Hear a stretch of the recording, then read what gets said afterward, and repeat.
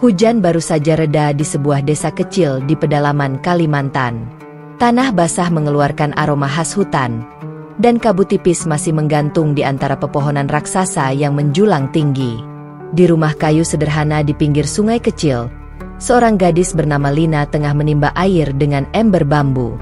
Usianya baru 17 tahun, tapi wajahnya terlihat lebih dewasa dari umurnya, tanda kerasnya kehidupan yang ia jalani sejak kecil. Lina lahir dari keluarga suku Dayak yang sederhana. Ayahnya seorang penebang kayu, sementara ibunya menenun kain untuk dijual di pasar kecil tiap akhir pekan. Mereka hidup dari hasil hutan, menyadap getah, mencari rotan, dan berburu ikan di sungai. Walau miskin, keluarga Lina dikenal jujur dan dermawan. Namun, mereka juga masih memegang kuat kepercayaan lama, menyembah roh leluhur, memuja arwah hutan, dan memohon keselamatan lewat sesajen yang dibakar di depan rumah setiap bulan purnama. Sejak kecil, Lina selalu mengikuti ibunya ke tempat pemujaan. Namun, di balik senyum diamnya, hati Lina sering bertanya-tanya, mengapa kita harus takut pada roh? Siapa sebenarnya yang menciptakan langit dan bumi? Pertanyaan itu tak pernah ia ungkapkan, karena ia tahu, di desanya, keraguan dianggap dosa terhadap leluhur. Hidupnya mulai berubah ketika ayahnya jatuh sakit. Penyakit misterius yang awalnya hanya batuk biasa berubah menjadi sesak napas yang tak kunjung sembuh. Orang-orang kampung bilang itu karena ayahnya lupa memberi sesajen pada arwah penjaga hutan. Ibu Lina pun memanggil dukun dan mengorbankan ayam hitam sebagai penebus. Tapi nyawa sang ayah tetap tak tertolong. Sejak saat itu, Lina melihat ibunya menangis tiap malam. Tak ada lagi orang yang membantunya ke ladang. Tak ada yang mencari rotan ke hutan. Lina yang masih belia terpaksa menjadi tulang punggung keluarga. Ia berjualan pisang rebus, membantu tetangga menumbuk padi, bahkan kadang ikut ke pasar menjual hasil hutan. Namun, ketika ibunya juga jatuh sakit karena usia dan kelelahan, Lina sadar ia tak lagi punya pilihan. Suatu malam, di bawah cahaya lampu minyak, ibunya menggenggam tangannya erat dan berbisik lemah. "Nak, pergilah ke Jawa. Carilah kerja di sana. Jangan takut. Yang penting kamu jujur. Ibu tak bisa lama-lama. Tapi ibu ingin kamu hidup lebih baik." Tangisan Lina pecah malam itu. Ia ingin tetap di samping ibunya. Tapi ia juga tahu bahwa diam di desa hanya berarti lapar dan putus harapan. Maka keesokan paginya, dengan bekal seadanya dan surat rekomendasi dari kepala desa, ia menumpang perahu ke kota besar di tepi Sungai Mahakam. Dari sana, perjalanan panjang ke Pulau Jawa dimulai. Beberapa minggu kemudian, Lina tiba di kota yang penuh gedung dan kendaraan. Asap dan kebisingan membuatnya tertegun. Ia merasa seperti orang asing di dunia lain. Semua serba cepat, tak ada yang saling menyapa. Namun, di dalam hatinya, ia tetap memegang pesan ibunya. Selalu jujur dan jangan lupa berdoa, meski kamu tak tahu pada siapa harus berdoa.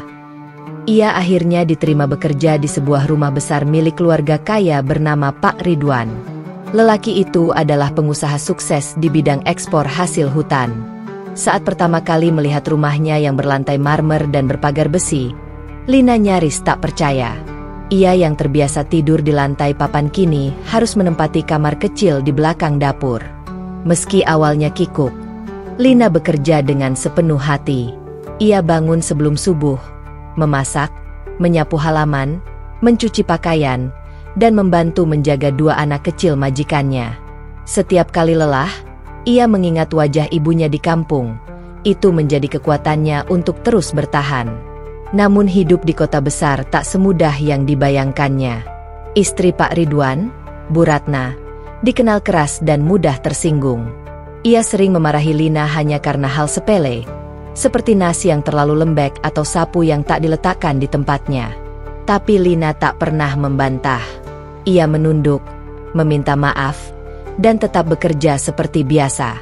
Suatu sore, ketika Lina sedang menjemur pakaian di halaman belakang, anak bungsu majikannya, Dina, menghampirinya dengan mata berbinar. "Mbak Lina, kenapa wajahmu selalu senyum meski dimarahi Mama?"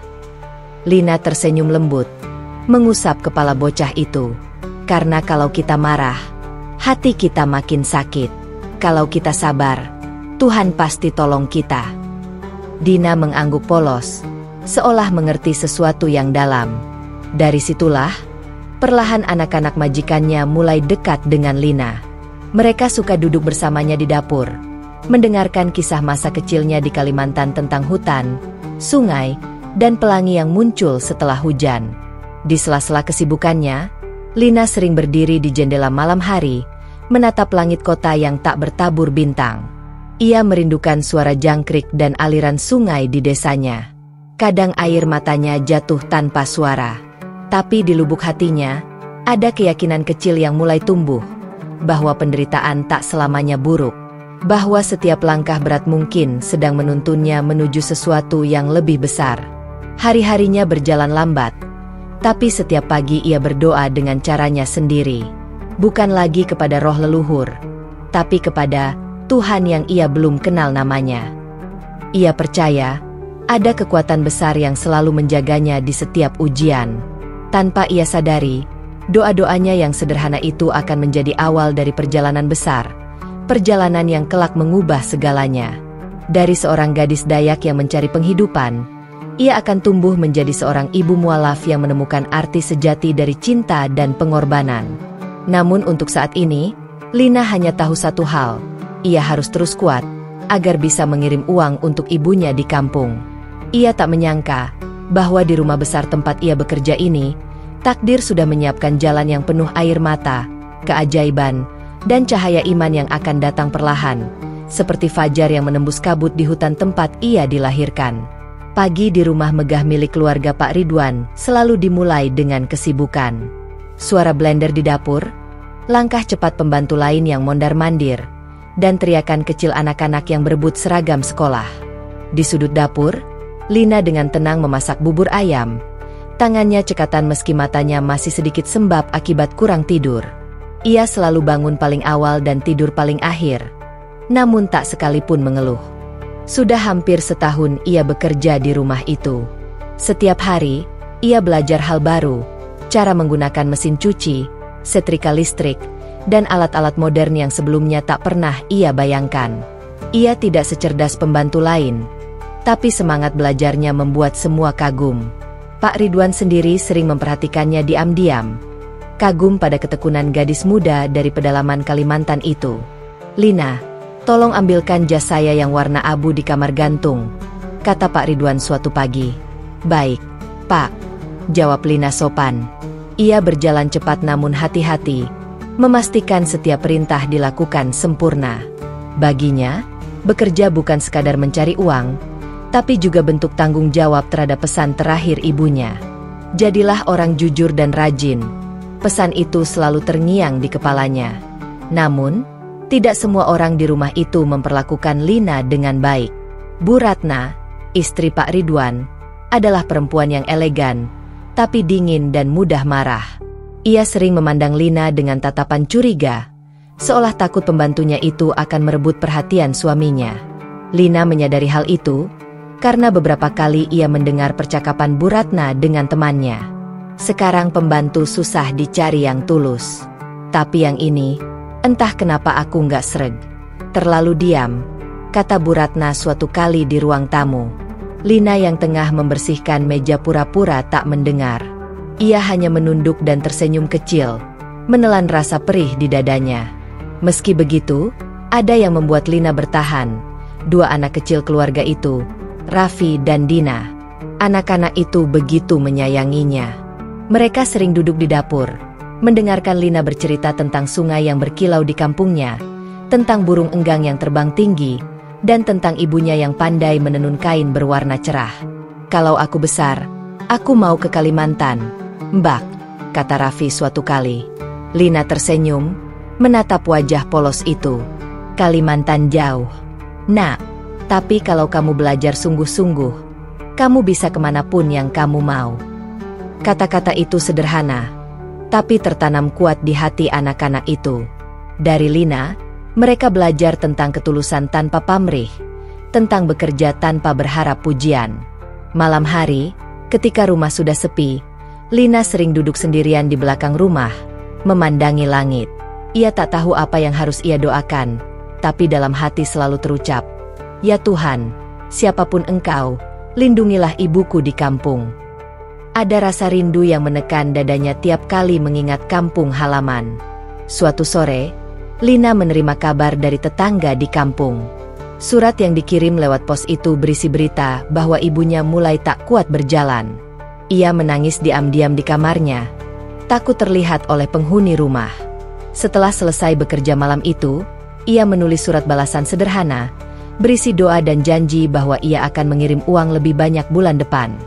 Namun, saat gaji dibagikan, Bu Ratna justru memotong upahnya karena alasan kecil, pecahan piring di dapur. Padahal Lina tak sengaja menjatuhkannya karena lantai licin. Ia hanya bisa menunduk, menahan air mata yang hampir tumpah. Tapi di dalam hatinya, ia berjanji tak akan menyerah. Mungkin Tuhan sedang mengujiku agar aku lebih kuat, pikirnya. Di balik semua kesulitan itu, ada satu hal yang membuat hatinya hangat, perhatian kecil dari Pak Ridwan. Laki-laki itu bukan orang yang banyak bicara, tapi ia sering menanyakan kabar keluarga Lina. "Bagaimana kabar ibumu di kampung?" tanya Pak Ridwan suatu malam ketika Lina mengantarkan kopi ke ruang kerja.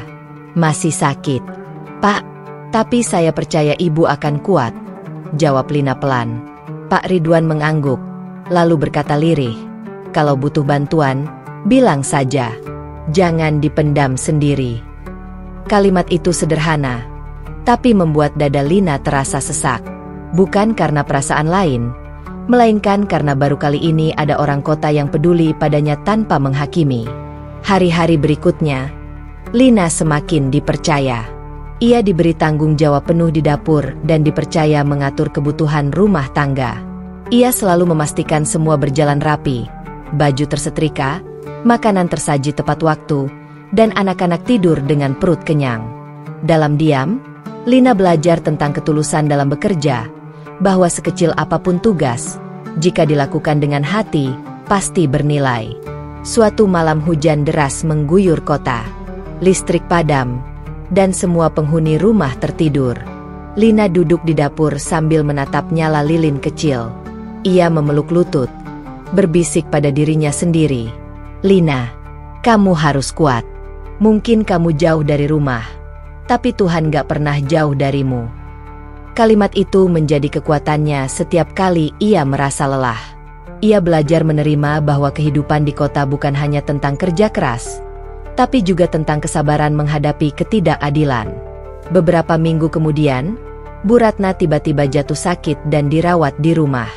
Selama masa itu, Lina yang merawatnya tanpa mengeluh, menyiapkan makanan, mengganti kain basah di dahinya, bahkan membantu menyisir rambutnya. Bu Ratna sempat tertegun melihat perhatian Lina yang tulus. Dalam hati, ia menyesal telah memandang rendah pembantunya itu.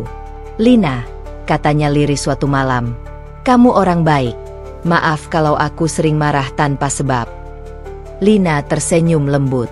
"Nggak apa-apa, Bu. Saya nggak pernah simpan di hati. Hidup ini terlalu singkat untuk marah." Sejak saat itu, suasana di rumah mulai berubah. Bu Ratna mulai lebih lembut, anak-anak semakin akrab, dan Lina merasa seperti bagian dari keluarga itu. Walau statusnya tetap pembantu, tapi cintanya pada rumah itu tulus, karena di sanalah ia belajar arti kerja keras, keikhlasan, dan kesabaran. Ia tak tahu bahwa dari rumah megah itulah nanti takdir besar akan menantinya. Takdir yang akan menguji keimanannya, mengubah arah hidupnya, dan membawanya menemukan cahaya yang selama ini ia cari. Namun untuk saat ini, ia hanya tahu satu hal. Ia ingin terus bekerja dengan sebaik-baiknya, karena setiap tetes keringatnya adalah bentuk cinta kepada ibunya, dan kepada Tuhan yang belum ia kenal, tapi selalu ia rasakan kehadirannya. 3 tahun telah berlalu sejak Lina pertama kali menginjakan kaki di rumah megah keluarga Pak Ridwan. Selama itu, banyak hal berubah. Ia bukan lagi gadis canggung yang takut bicara, tapi perempuan muda yang matang, tenang, dan penuh tanggung jawab. Semua orang di rumah itu menghormatinya. Bahkan para sopir dan satpam sering berkata bahwa rumah akan berantakan tanpa Lina. Setelah masa sakit Bu Ratna berlalu, hubungan di rumah itu sempat membaik. Namun, seiring waktu, Bu Ratna kembali sibuk dengan urusan sosialitanya. Ia sering pergi keluar kota menghadiri acara arisan, pesta, dan kegiatan organisasi wanita. Sementara itu, Pak Ridwan lebih banyak bekerja di rumah karena tekanan bisnis yang semakin berat. Dalam suasana itulah, Lina sering menjadi sosok yang menenangkan. Setiap pagi, ia menyiapkan sarapan Pak Ridwan dengan penuh perhatian. Tidak sekadar tugas, tapi ada rasa hormat yang tulus kepada sosok yang telah memberinya kesempatan hidup layak. Kadang, ketika melihat Pak Ridwan termenung di ruang makan sambil membaca laporan perusahaan, Lina memberanikan diri bertanya, "Pak, kopi atau teh pagi ini?" Pak Ridwan tersenyum samar. "Kopi saja, Lina. Yang panas, tapi jangan terlalu manis." Percakapan sederhana itu menjadi kebiasaan kecil di antara mereka. Dari situ, hubungan mereka mulai terbangun, bukan karena cinta yang disengaja, melainkan karena kebersamaan yang tumbuh dalam kesederhanaan dan saling menghargai. Lina tidak pernah berniat melangkah melewati batas. Ia tahu posisinya hanya pembantu. Tapi perhatian kecil dari Pak Ridwan, cara beliau menyapa, mendengarkan ceritanya tentang kampung, bahkan memberi kabar ketika mengirim uang untuk ibunya, membuat hatinya hangat. Suatu sore, ketika hujan turun deras, Pak Ridwan tiba-tiba jatuh sakit. Demam tinggi membuatnya lemah. Sementara Bu Ratna sedang berada di Bali. Lina yang menemukannya tergeletak di ruang kerja segera memanggil dokter. Lalu semalaman menjaga majikannya tanpa tidur. Ia mengganti kain kompres di dahi, menyiapkan bubur, dan membacakan doa sederhana yang ia hafal dari seorang teman di pasar. Ketika Pak Ridwan sadar, ia menatap Lina dengan mata sendu. "Kamu yang rawat saya semalam?" Lina mengangguk, menunduk sopan. "Iya, Pak. Saya khawatir Bapak nggak sempat ke dokter." Lelaki itu terdiam lama. Dalam suaranya yang lemah ia berkata, "Lina, kamu bukan sekadar pembantu di rumah ini. Kamu sudah seperti bagian dari keluarga." Kata-kata itu membuat dada Lina bergetar. Ia tidak tahu harus menjawab apa. Ia hanya tersenyum kecil lalu kembali bekerja seperti biasa. Namun sejak hari itu, pandangan Pak Ridwan terhadapnya mulai berubah. Ada rasa iba, hormat, dan kasih yang perlahan tumbuh tanpa disadari. Beberapa bulan kemudian, hubungan antara Pak Ridwan dan istrinya semakin renggang. Pertengkaran kecil sering terjadi, dan Bu Ratna makin jarang pulang. Dalam kesepian itu, kehadiran Lina menjadi penenang. Setiap kali Pak Ridwan pulang kerja dengan wajah lelah, Lina menyambut dengan senyum sederhana dan segelas air hangat. Suatu malam, setelah makan malam, Pak Ridwan berbicara serius. "Lina, boleh saya tanya sesuatu?" "Silakan, Pak." "Kalau kamu diberi kesempatan memilih, apa yang paling kamu inginkan dalam hidup ini?" Lina terdiam. Pertanyaan itu terasa berat. Ia lalu menjawab lirih, "Saya hanya ingin ibu saya sehat dan bisa melihat saya jadi orang berguna. Itu saja, Pak." Pak Ridwan menatapnya lama. "Kamu luar biasa, Lina. Dunia ini butuh orang seperti kamu, tulus tanpa pamrih." Malam itu, hati Lina bergetar aneh. Ia tidak tahu perasaan apa itu, tapi ia berusaha menepisnya, karena ia sadar batas antara majikan dan pembantu tidak boleh dilanggar. Namun, takdir sering berjalan di luar rencana manusia. Beberapa bulan kemudian, Bu Ratna memutuskan tinggal di luar negeri bersama anak sulung mereka yang kuliah di Singapura. Rumah besar itu menjadi sepi. Lina kini mengurus hampir semuanya sendirian, termasuk kebutuhan Pak Ridwan. Dalam kesunyian itu, kedekatan mereka semakin nyata. Pak Ridwan sering berbicara tentang hidup, tentang kesepian, dan tentang rasa lelahnya menjalani rumah tangga tanpa cinta. Lina hanya mendengarkan, berusaha tidak menilai. Ia tahu, kesetiaan bukan sekadar tinggal serumah, tapi tentang saling menghargai. Suatu malam, setelah salat Isya, yang kala itu Lina belum tahu tata caranya, hanya meniru dari tetangga yang muslim, Pak Ridwan memanggilnya. "Lina, saya ingin menikahimu." Lina terpaku, matanya membesar, tubuhnya gemetar. "Bapak, saya hanya pembantu. Lagi pula Bapak sudah punya istri." Pak Ridwan menarik napas panjang. "Saya tahu, tapi saya tidak ingin hidup dengan kebohongan lagi.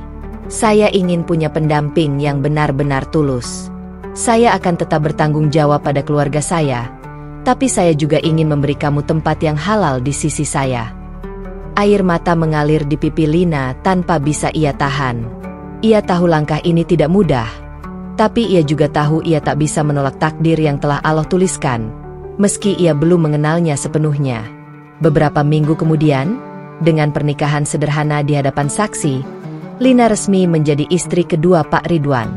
Tak ada pesta, tak ada kemewahan, hanya janji suci di ruang tamu rumah yang selama ini menjadi saksi kerja kerasnya. Hari-hari setelah itu berjalan tenang namun penuh tantangan. Banyak orang di sekitar Pak Ridwan yang memandang sinis, menuduh Lina sebagai perusak rumah tangga. Tapi ia tak pernah membalas dengan kata-kata. Ia memilih diam dan membalas dengan kerja keras.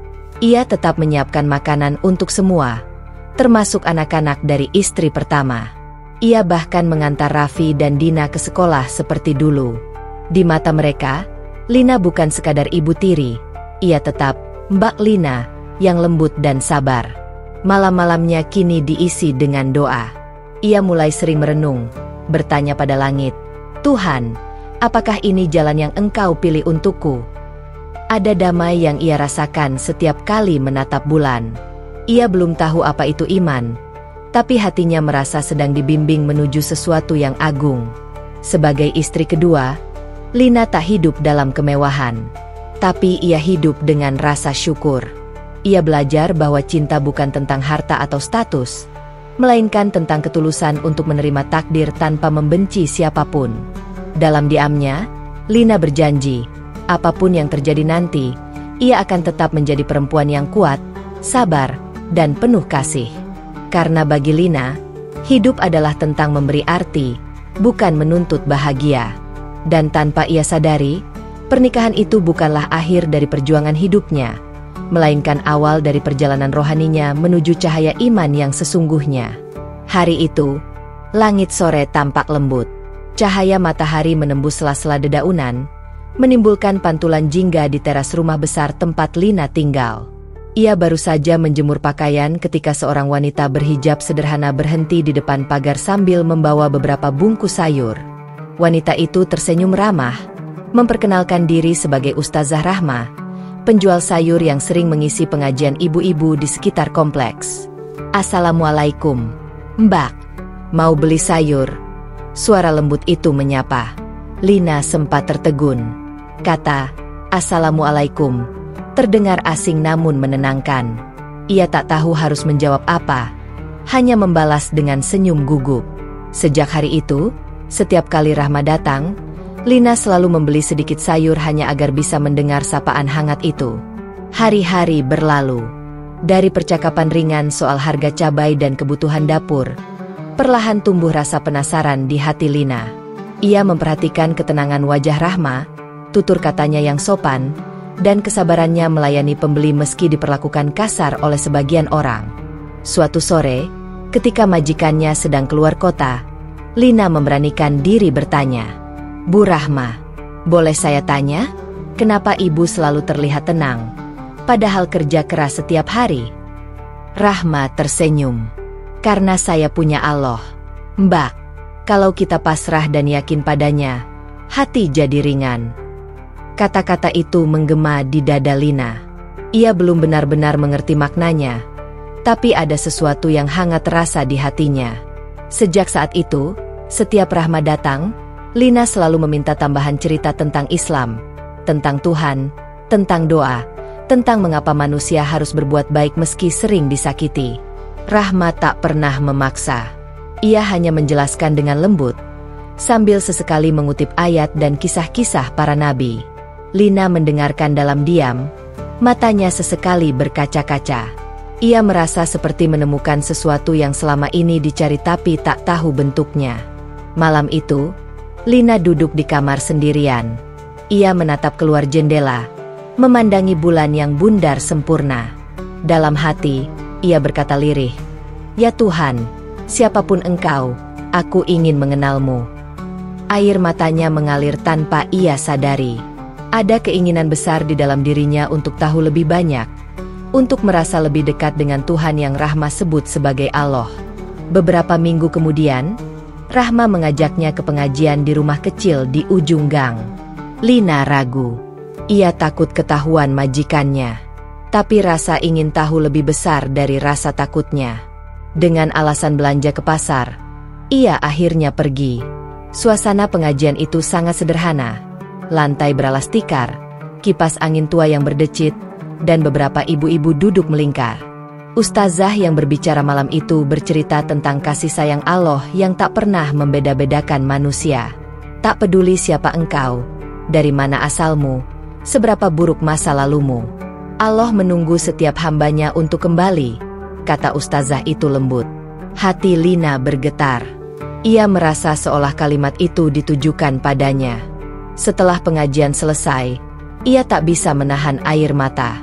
Dalam tangis, ia berkata pada Rahma, "Saya ingin seperti kalian. Saya ingin kenal Allah." Rahma menggenggam tangan Lina erat. "Kalau begitu, ucapkanlah syahadat, Mbak. Jadikan hari ini awal hidupmu yang baru." Dengan suara bergetar, Lina mengikuti ucapan Rahma. "Asyhadu an la ilaha illallah wa asyhadu anna Muhammadan Rasulullah." Aku bersaksi bahwa tiada Tuhan selain Allah, dan aku bersaksi bahwa Nabi Muhammad adalah utusan Allah. Tangisnya pecah, seolah beban bertahun-tahun terangkat dari dadanya. Ia merasa ringan, damai, dan bahagia dengan cara yang belum pernah ia rasakan sebelumnya. Untuk pertama kalinya dalam hidup, ia merasa memiliki arah. Sejak hari itu, Lina menjadi seorang muslimah. Tapi karena takut ketahuan, ia menjalankan ibadahnya diam-diam. Saat semua orang tidur, ia bangun untuk sholat malam. Ia berwudu di kamar mandi belakang dengan air yang dingin, lalu sujud dalam gelap. "Ya Allah, aku tak tahu apa yang menantiku, tapi aku percaya padamu," bisiknya lirih di setiap sujud. Setiap pagi sebelum bekerja, ia membaca lembaran kecil berisi surat Al-Fatihah yang ditulis Rahma di secari kertas. Ia belum bisa membaca Arab, tapi menghafalnya perlahan. Kadang, saat mencuci piring, ia melafalkannya pelan-pelan, seperti anak kecil belajar berbicara. Namun, ketenangan itu harus ia jaga rapat-rapat. Rumah majikannya adalah keluarga yang taat beragama lain. Suaminya, Pak Ridwan, meski baik hati, memiliki istri pertama yang keras dan cemburuan. Jika mereka tahu Lina telah memeluk Islam, mungkin segalanya akan berubah. Malam-malam berikutnya, Lina sering termenung lama di depan sajadahnya. Ia tahu, hidupnya tak akan lagi sama. Tapi di balik ketakutan itu, ada kekuatan baru yang tumbuh. Keberanian untuk hidup sesuai kebenaran yang ia yakini. Rahma selalu berpesan, Islam bukan sekadar agama, tapi jalan hidup. Selama kamu berpegang pada Allah, kamu tidak akan sendirian. Dan benar, setiap kali Lina merasa takut, ia merasakan kedamaian aneh yang menenangkan. Ia yakin, itu bukan sekadar perasaan, itu adalah tanda bahwa Allah benar-benar bersamanya. Di hari-hari berikutnya, ia semakin mantap memperdalam Islam. Ia menabung sedikit demi sedikit untuk membeli mukena, Al-Quran kecil, dan sebuah tasbih kayu. Barang-barang itu ia sembunyikan di bawah kasur, seperti menyimpan harta paling berharga dalam hidupnya. Hatinya kini dipenuhi cahaya iman yang baru tumbuh, lembut namun kuat. Ia tahu, perjalanan ini baru dimulai. Tapi apapun yang menantinya, ia sudah siap. Karena kini, Ia tidak lagi berjalan sendirian, ia berjalan bersama Allah. Hari-hari setelah Lina memeluk Islam terasa berbeda. Meski harus menyembunyikan imannya, ada ketenangan yang tak bisa ia jelaskan. Ia merasa Allah selalu memeluknya di setiap doa dan air mata. Namun, ketenangan itu tak berlangsung lama. Ujian besar datang lebih cepat dari yang ia kira. Suatu sore, ketika Lina sedang mencuci pakaian di belakang rumah, istri pertama Pak Ridwan, Bu Ratna, datang menghampiri dengan wajah tegang. Di tangannya, ia membawa sesuatu yang tampak seperti kertas. Lina menoleh, dan jantungnya seketika berdegup kencang. Kertas itu adalah lembaran doa berbahasa Arab yang ia simpan di bawah bantal. Entah bagaimana bisa ditemukan. "Ini apa, Lin?" tanya Bu Ratna dengan nada tinggi. Lina menunduk. Bibirnya gemetar. "Itu hanya tulisan dari teman, Bu." "Jangan bohong," bentak Bu Ratna. "Aku tahu ini doa orang Islam. Kau sudah jadi mualaf." "Ya." Lina tak sanggup berbicara. Tubuhnya bergetar. Air matanya menetes. Ia tahu, kebohongan hanya akan memperpanjang dosa. Dengan suara lirih ia menjawab, "Iya, Bu, saya sudah masuk Islam." Wajah Bu Ratna memerah menahan amarah. "Kau tega mengkhianati keluarga ini? Kami sudah anggap kau seperti saudara. Bahkan suamiku menikahimu karena iba. Dan ini balasanmu? Masuk agama lain di rumah kami." Tangisan Lina pecah. "Maafkan saya, Bu. Saya tidak bermaksud menyakiti siapapun. Saya hanya ingin tenang. Saya hanya ingin mengenal Tuhan dengan cara yang saya yakini benar." Tanpa menunggu jawaban, Bu Ratna berbalik pergi dan berteriak memanggil suaminya. Tak lama, Pak Ridwan datang dengan wajah muram. Ia menatap Lina lama sekali, seolah mencari alasan untuk tetap memaafkannya, tapi tekanan dari istri pertamanya terlalu besar. "Lina," katanya akhirnya dengan suara berat, "aku tidak bisa melawan keluargaku. Kamu tahu bagaimana posisi kita. Aku tidak bisa mempertahankanmu di rumah ini." Kata-kata itu menusuk hati Lina lebih dalam dari pisau manapun. Ia menatap wajah suaminya yang dulu penuh kasih, kini dipenuhi ketakutan dan kebimbangan. "Jadi, Bapak mau mengusir saya?" Suaranya nyaris tak terdengar. Pak Ridwan menunduk. "Maafkan aku. Bukan karena aku benci, tapi karena aku lemah." Lina tak membalas. Ia hanya menunduk. Air matanya jatuh satu persatu membasahi lantai. Dalam hati, ia berdoa, "Ya Allah, kuatkan aku. Aku tahu ini jalanmu." Malam itu, Lina dikemasi barang-barangnya. Ia hanya diperbolehkan membawa pakaian dan sedikit uang. Di gendongannya, ada bayi kecil hasil pernikahannya dengan Pak Ridwan yang baru berusia 3 bulan. Bayi itu menangis keras, seolah tahu ibunya sedang kehilangan segalanya. Sebelum meninggalkan rumah, Lina menatap ruang yang selama ini menjadi saksi hidupnya.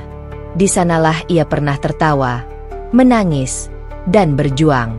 Kini semuanya harus ia tinggalkan. Ia tidak membenci siapapun, bahkan tidak kepada Bu Ratna. Hatinya hanya dipenuhi doa. Semoga Allah memberi mereka ketenangan yang sama seperti yang ia rasakan.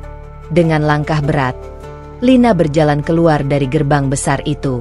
Tak ada satupun yang mengantar. Hanya angin malam dan suara jangkrik yang menemani perjalanannya menuju jalan raya. Beberapa jam kemudian, ia sampai di sebuah masjid kecil di pinggir kota. Ia duduk di beranda sambil memangku bayinya yang sudah tertidur. Dalam kesunyian malam, ia menatap langit. "Ya Allah, sekarang aku tidak punya siapa-siapa lagi, tapi aku tahu aku masih punya MU. Jangan biarkan aku menyerah." Keesokan paginya, takdir membawanya bertemu lagi dengan Ustazah Rahma. Wanita berhati lembut itu terkejut melihat Lina dalam keadaan lusuh dan membawa bayi. Tanpa banyak tanya, Rahma memeluknya. "Kamu tidak sendirian, Lina. Allah selalu punya jalan untuk hamba yang sabar." Rahma membantu mencarikan tempat tinggal sementara di rumah seorang janda tua bernama Maksom. yang dikenal sering menampung orang-orang yang kesulitan. Di sana, Lina mulai belajar menguatkan diri. Ia bekerja serabutan di pasar, mencuci pakaian orang, dan menjual sayur keliling dengan bantuan Rahma. Hari-hari terasa berat. Seringkali ia harus menahan lapar agar bayinya bisa makan. Tapi di setiap kesulitan, ada keajaiban kecil yang membuatnya kuat. Suatu hari, saat dagangannya tidak laku, tiba-tiba ada pembeli datang dan memborong semuanya. Di lain waktu, ada orang tak dikenal meninggalkan amplop berisi uang di depan pintu Maksom. Lina tahu, itu bukan kebetulan. Itu cara Allah menolongnya. Malam-malamnya kembali dipenuhi doa. Meski tubuh lelah, ia tetap bangun untuk sholat tahajud. Dalam sujudnya, ia berkata lirih, "Terima kasih, ya Allah, Engkau telah mengujiku, tapi Engkau juga menguatkanku. Aku tidak kehilangan apapun, karena aku masih punya iman." Beberapa bulan berlalu. Bayinya tumbuh sehat, dan Lina mulai diterima oleh masyarakat sekitar. Mereka kagum pada keteguhan hatinya dan ketulusannya bekerja. Tak ada yang menyangka, di balik senyum lembutnya, tersimpan luka begitu dalam. Namun, bagi Lina, luka itu bukan penderitaan, melainkan jalan menuju kedewasaan iman. Ia belajar bahwa kehilangan bukan berarti akhir, melainkan awal dari perjalanan baru bersama Allah. Suatu hari, ketika Rahma datang menengoknya, Lina berkata dengan mata berkaca-kaca, "Dulu saya takut kehilangan segalanya, tapi ternyata yang paling berharga bukan rumah, bukan suami, bukan harta. Yang paling berharga adalah keyakinan saya kepada Allah. Karena dengan itu, saya masih bisa tersenyum, meski dunia menutup pintunya." Rahma memeluknya erat. "Kamu luar biasa, Lina. Ujianmu berat, tapi lihatlah, Allah mengangkat derajatmu melalui kesabaran." Lina tersenyum. Hatinya damai.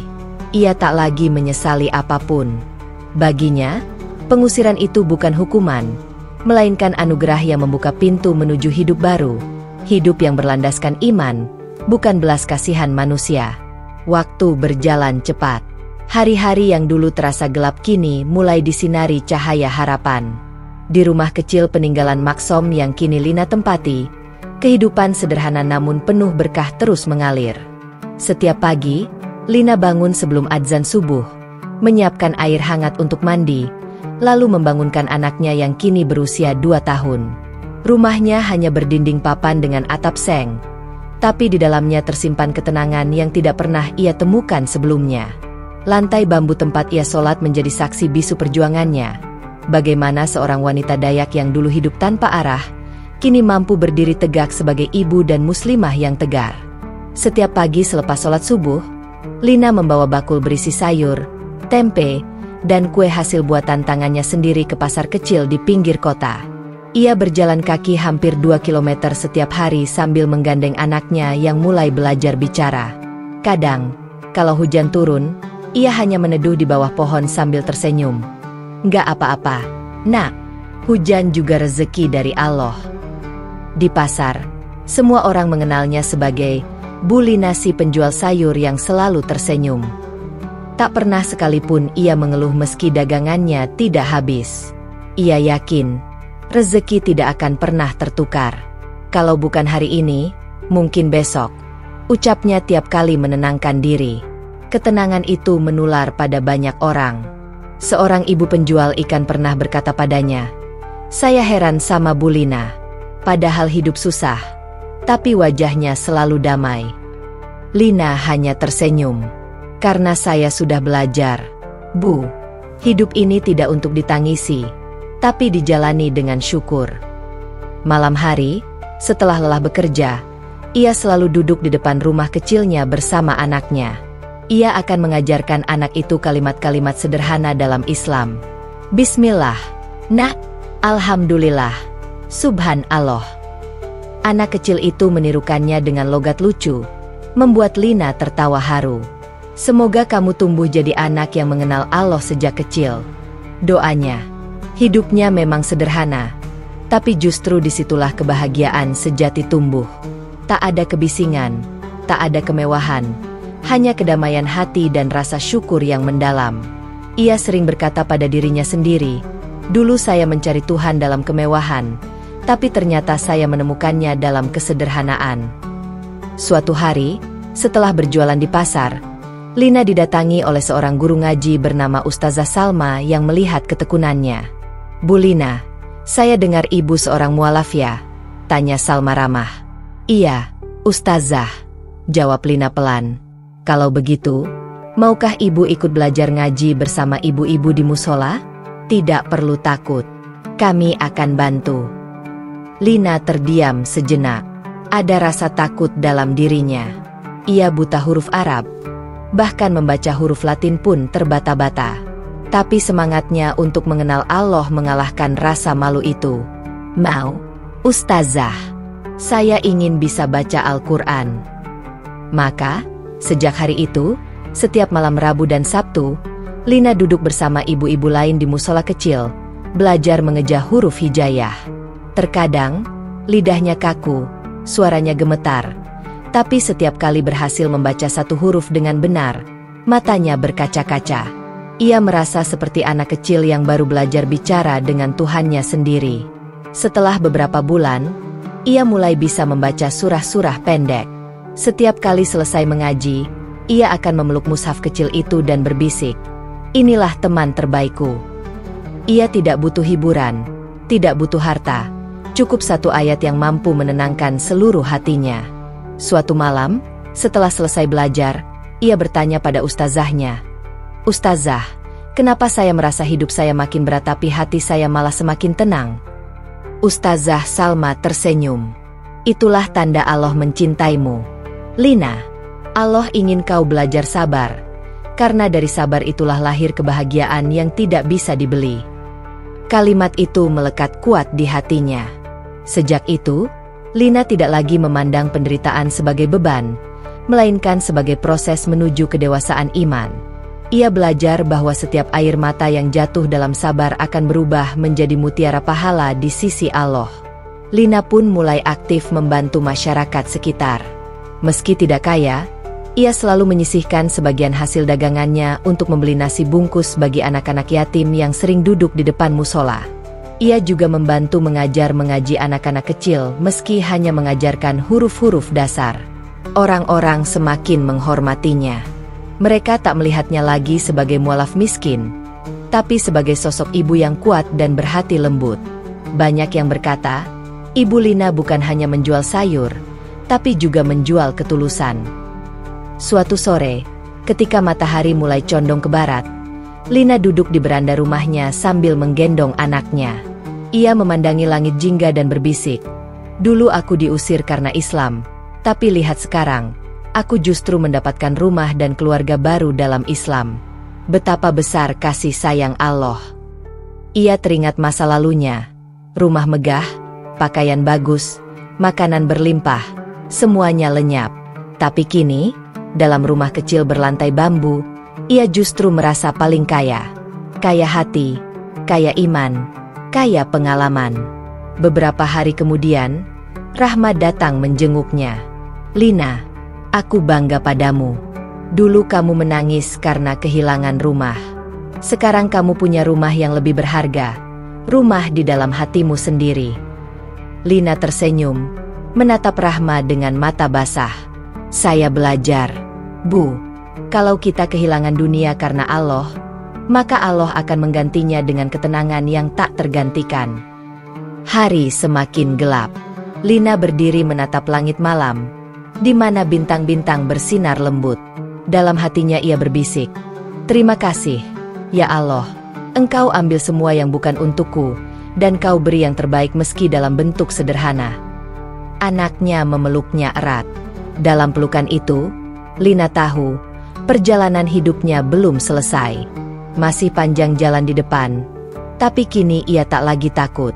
Karena ia tahu, dalam setiap langkah yang diiringi iman, Allah selalu berjalan di sisinya. 3 tahun telah berlalu sejak Lina diusir dari rumah majikannya. Kehidupannya kini sepenuhnya berbeda. Bukan lagi seorang pembantu, bukan pula seorang istri kedua yang terpinggirkan, tapi seorang ibu yang mandiri, beriman, dan dihormati di lingkungannya. Ia dikenal di pasar sebagai Bu Lina si penjual berkah. Setiap orang yang membeli darinya, entah kenapa, merasa tenang. Namun, kehidupan tak pernah benar-benar tenang tanpa ujian. Suatu malam, Lina jatuh sakit. Tubuhnya lemah, demam tinggi, dan batuk yang tak kunjung reda. Meski begitu, ia tetap memaksakan diri berjualan karena tabungannya hampir habis. Ia tidak ingin anaknya kelaparan. Di tengah kelelahan itu, suatu pagi ia terjatuh di pasar. Orang-orang berlari menolongnya dan membawanya ke rumah Ustazah Salma. Setelah diperiksa dokter puskesmas, ternyata Lina menderita anemia berat akibat kekurangan gizi dan terlalu sering bekerja tanpa istirahat. Bu Lina harus istirahat total. Jangan dulu bekerja, pesan dokter. Lina hanya mengangguk. Dalam hati ia khawatir, kalau aku tidak bekerja, dari mana aku makan? Tapi ia yakin, Allah pasti punya rencana lain. Selama beberapa minggu, ia dirawat oleh para tetangga dan murid-murid pengajian yang dulu sering ia bantu. Mereka gantian mengantarkan makanan, bahkan ada yang membantu menjaga anak Lina yang kini berusia 4 tahun. Melihat itu semua, air mata Lina menetes haru. Ia sadar, kebaikan yang dulu ia tabur kini mulai berbuah.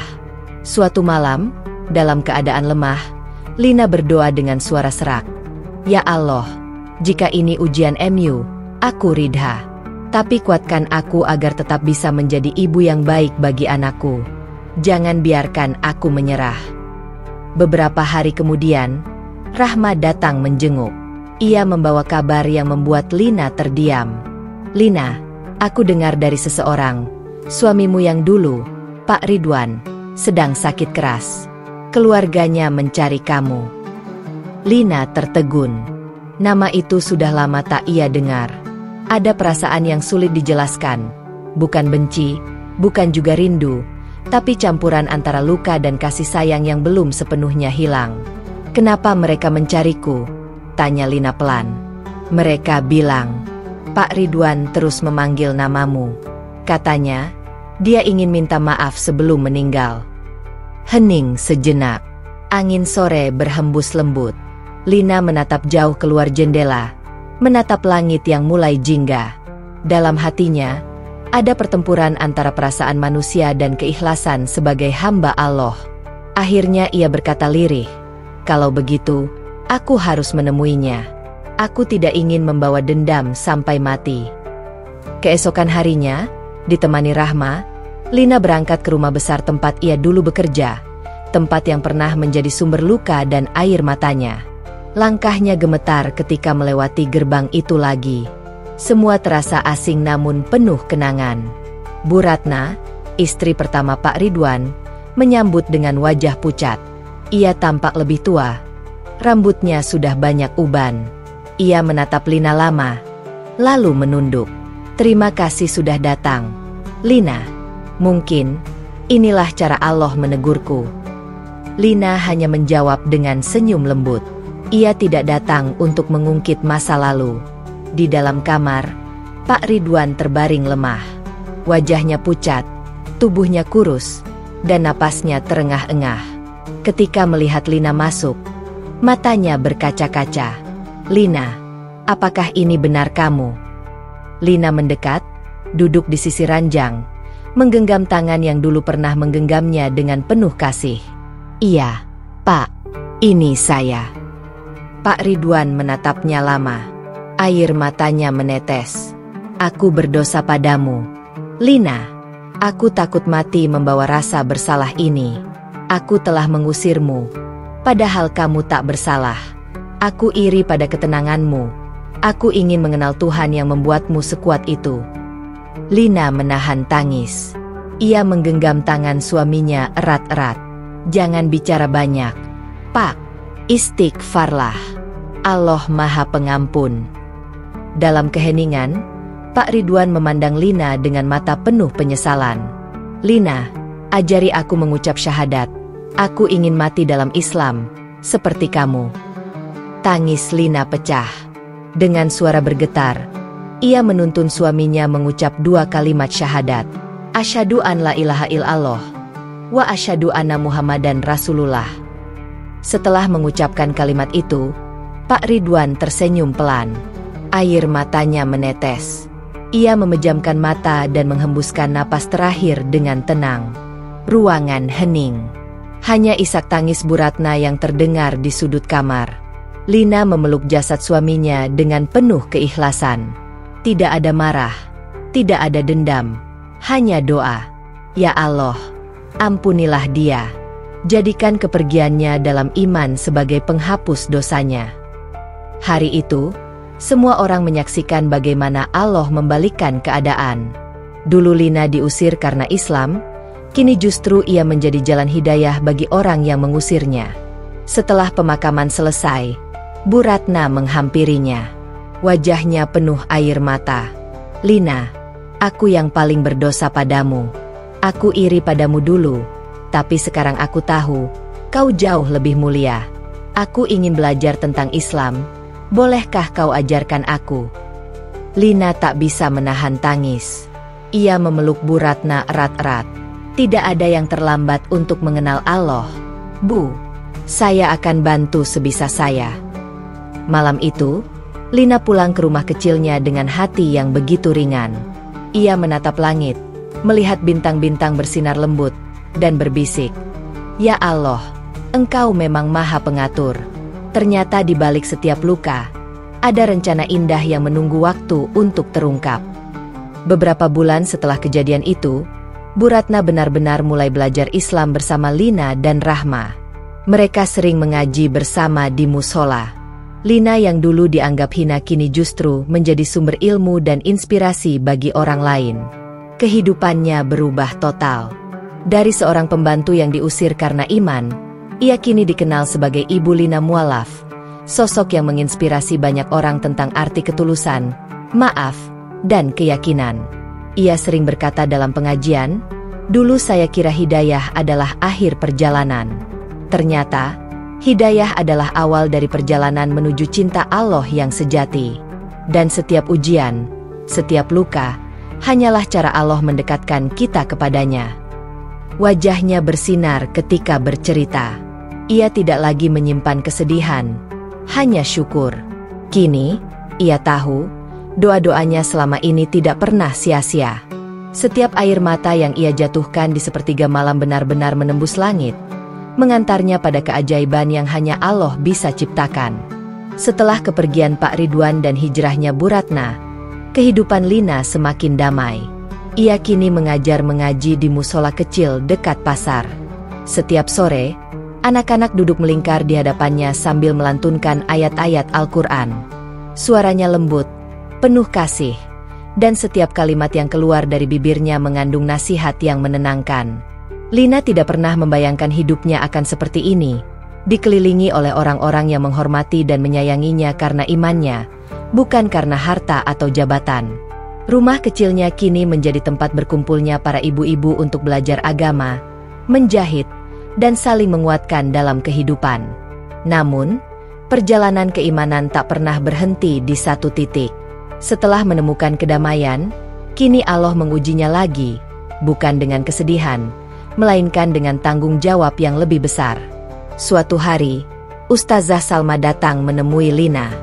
"Lina," katanya lembut, "aku dan beberapa ibu pengajian sudah sepakat. Kami ingin kamu menjadi pembina kelompok mualaf di desa sebelah. Banyak saudari yang baru masuk Islam, dan mereka butuh sosok yang bisa membimbing dengan hati. Mereka butuh kamu." Lina terdiam. Ia tak pernah merasa pantas. "Saya? Tapi saya hanya seorang wanita sederhana. Ustazah. Saya bukan ustazah seperti ibu." Ustazah Salma tersenyum. "Justru karena kamu sederhana dan pernah mengalami pahitnya perjuangan iman, kamu akan lebih mudah menyentuh hati mereka. Kamu bukan hanya mengajar dari kitab, tapi dari pengalaman hidupmu sendiri." Lina menghela napas dalam. Ia menatap langit sore yang berwarna jingga. Hatinya bergetar. Ia teringat masa-masa kelamnya dulu, dihina, diusir, dipandang rendah hanya karena keyakinan. Kini Allah justru menempatkannya di posisi untuk menuntun orang lain. Dengan mata berkaca-kaca, ia berkata, "Kalau begitu, insya Allah saya siap."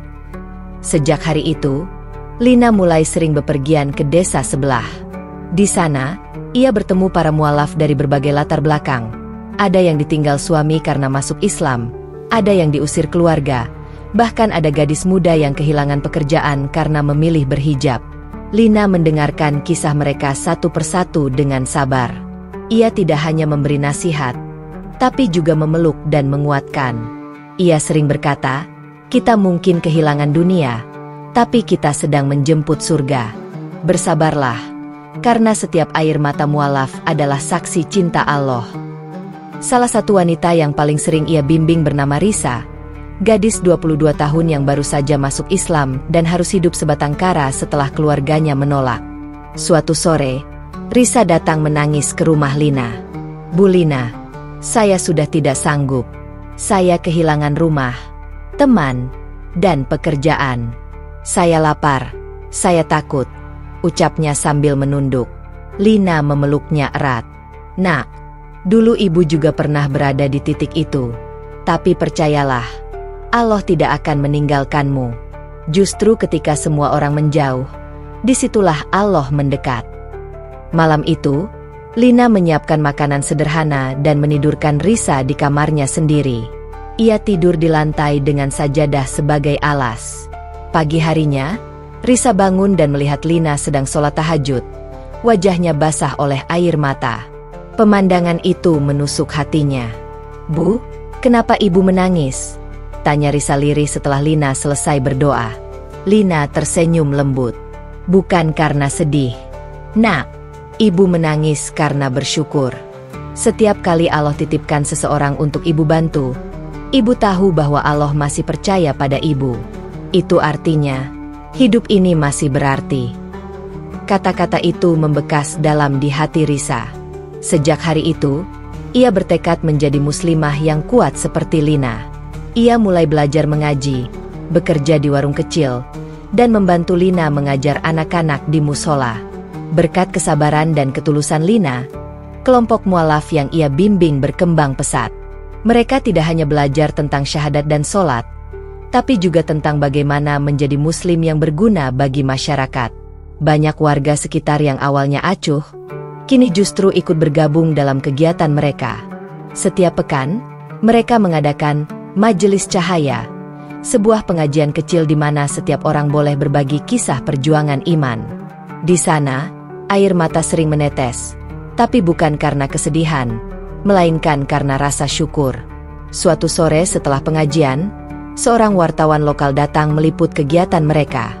"Bu Lina," tanya wartawan itu, "bagaimana perasaan ibu sekarang, setelah dulu sempat diusir dan dihina karena iman?" Lina tersenyum. "Saya tidak marah pada masa lalu. Justru karena luka itu, saya bisa mengenal Allah lebih dalam. Kalau saya tidak diusir, mungkin saya tidak akan pernah tahu rasanya bergantung penuh pada Tuhan." Kata-katanya kemudian dimuat di surat kabar lokal dengan judul, "Dari Luka Menjadi Cahaya, Kisah Mualaf yang Menginspirasi." Sejak saat itu, banyak orang datang ke musola untuk bertemu Lina. Ada yang ingin belajar Islam, ada yang hanya ingin mendengar kisahnya. Tapi di balik semua itu, Lina tetap rendah hati.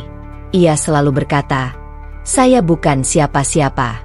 Saya hanya seorang hamba yang pernah jatuh dan dipeluk oleh kasih Allah." Suatu malam, saat ia duduk di beranda rumah bersama Risa, angin berhembus lembut membawa aroma tanah basah. Langit tampak cerah.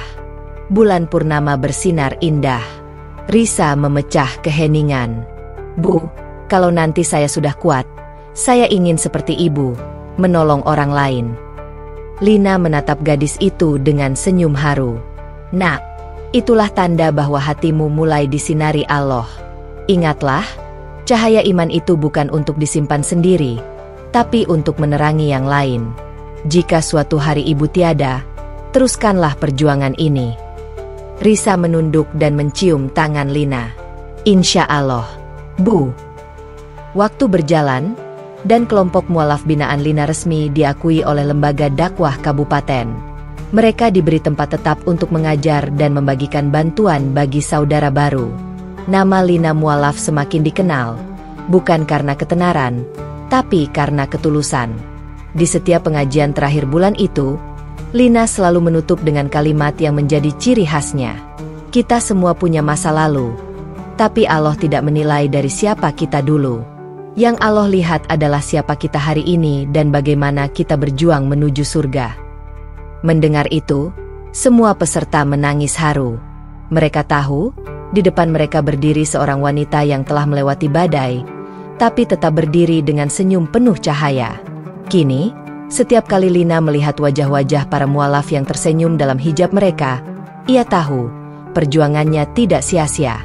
Ia bukan lagi hanya seorang mualaf yang mencari cahaya, tapi sudah menjadi cahaya itu sendiri, menyebarkan sinar iman yang tak pernah padam.